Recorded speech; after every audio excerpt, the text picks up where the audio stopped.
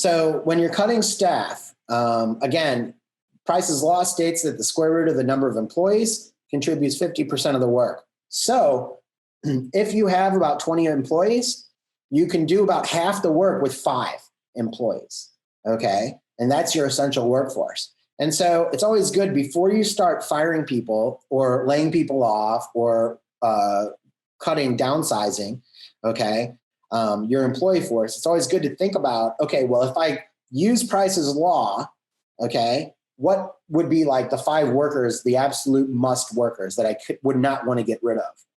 And then I would say, think about that, okay? The first part of that is to go back and to think about the workers that you could not replace.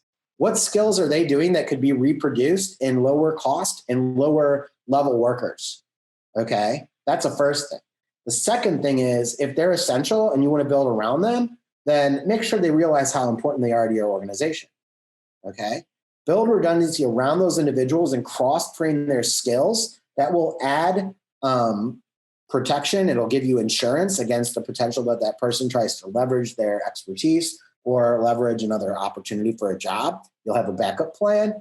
But that's the benefit of cross-training, okay? So you should constantly be looking for a backup, a training source that you can cross-train any of the skills that protects you as a business owner by driving those basic skills and skills that have been less complicated down to the lowest level in your organization, okay? So constantly be adapting your best workers and then driving the lower order skills of those best workers down to lower levels. That will also keep the price point of your overall employment, your employee base down as well, while still incentivizing people by promoting, positive work, new skill development, and those other soft benefits, okay?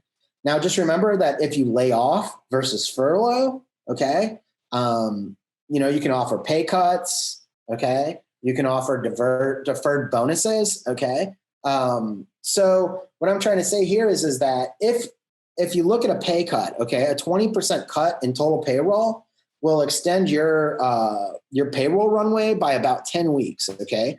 So if you look at the number of people that you have hired and you cut 20% of those people this year, that will extend your payroll 10 weeks, okay? And so if you cut 30% of your payroll, that extends your payroll for your business 4 months. So really think about the right size of your employee base. The loans did a good thing by keeping people employed, but it didn't have a requirement that those people that were employed were productive, okay?